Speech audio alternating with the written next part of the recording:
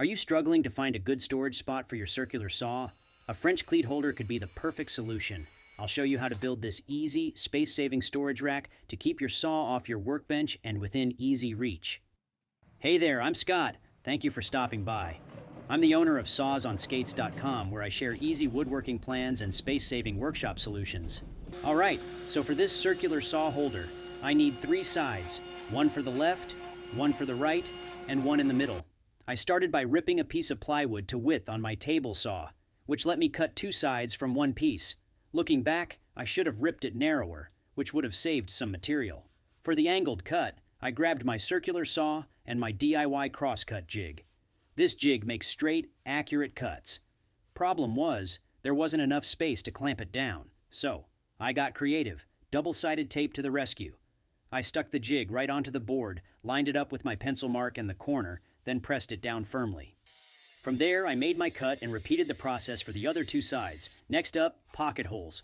Following the diagram in my printed plan, I marked where the pocket holes should go to attach the sides to the left and right bases. I like my shop builds to look just as polished as my furniture projects, so I always try to hide pocket holes when I can. For this holder, I made 2 left sides and 1 right.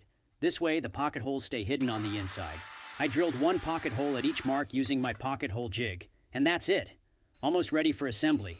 To attach the side to the base, I used pocket hole screws. Just lined it up and drove them in. Clamps are super helpful for keeping pocket hole joints from shifting. I skipped them on this angled piece, but if you're working on furniture where precision really matters, I definitely recommend using them. Next, I grabbed my Craig multi-mark, positioned the second side using the diagram in my printed plan, and secured it with pocket hole screws. All the remaining pieces are the same width, so I just ripped a long strip of plywood on my table saw to get what I needed. From there, I cut 1 piece down for the right side base using my miter saw. Then, I lined up the side, grabbed some pocket hole screws, and secured it in place. I cut a piece of the plywood strip down for the stretcher, drilled pocket holes in each end, and clamped it between the left and right sides.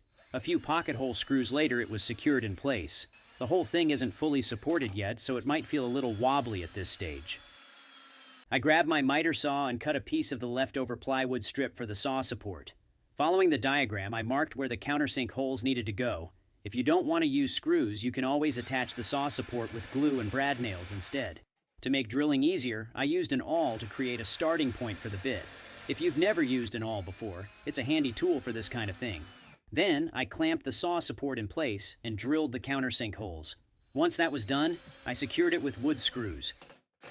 I forgot to record the French cleat part, so these clips show when I attached one to my ripcut holder. I cut the cleat to length and positioned it on the sides, making sure everything was lined up.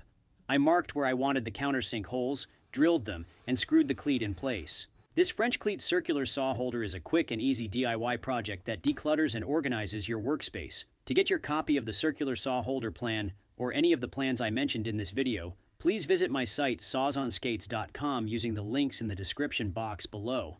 And if you enjoyed this video, please give it the thumbs up. It's one of the best ways to support my building plans.